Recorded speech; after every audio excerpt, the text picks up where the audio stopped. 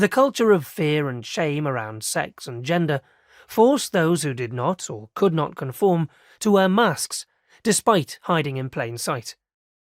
In November 1955, another non-gender conforming human was facing bad press. Liberace's first film, The Man Who Played God, opened in New York to poor reviews. "Liberace spends an hour and 15 minutes oozing dimpled sincerity from the screen," wrote the New York Times, frequently skimming the glistening keyboard and bestowing his smile like a kiss. These coded, unmanly slurs were by no means the worst example of the abuse that the superstar pianist attracted after his rise to fame in 1953.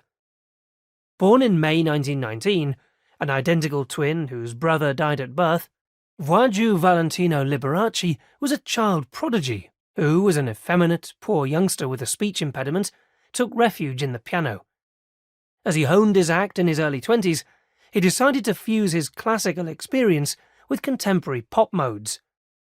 A showman and a consummate master of publicity and his own iconography, Liberace developed an elaborate stage act, including his trademark candelabra, to go with his energetic mix of classics, show tunes, film melodies, Latin rhythms and boogie-woogie.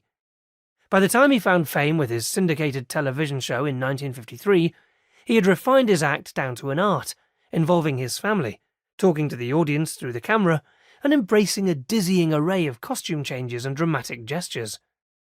Schmaltz it might have been, but it was a sincere and technically dazzling experience, with Liberace as the consummate ringmaster.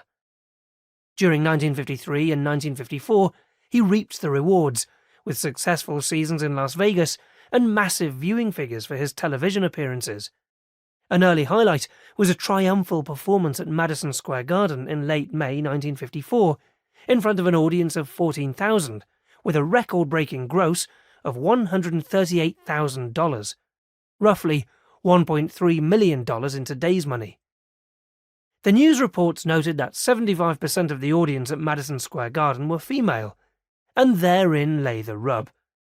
Liberace's hypnotic appeal to women aroused male envy, compounded by the fact that the pianist was very obviously flamboyant and effeminate during his public performances, which in the mores of the time translated into a clear case of homosexuality. Insult and innuendo were brought into play, concentrating on the pianist's core appeal, which, in the twisted logic of the time, became his Achilles heel.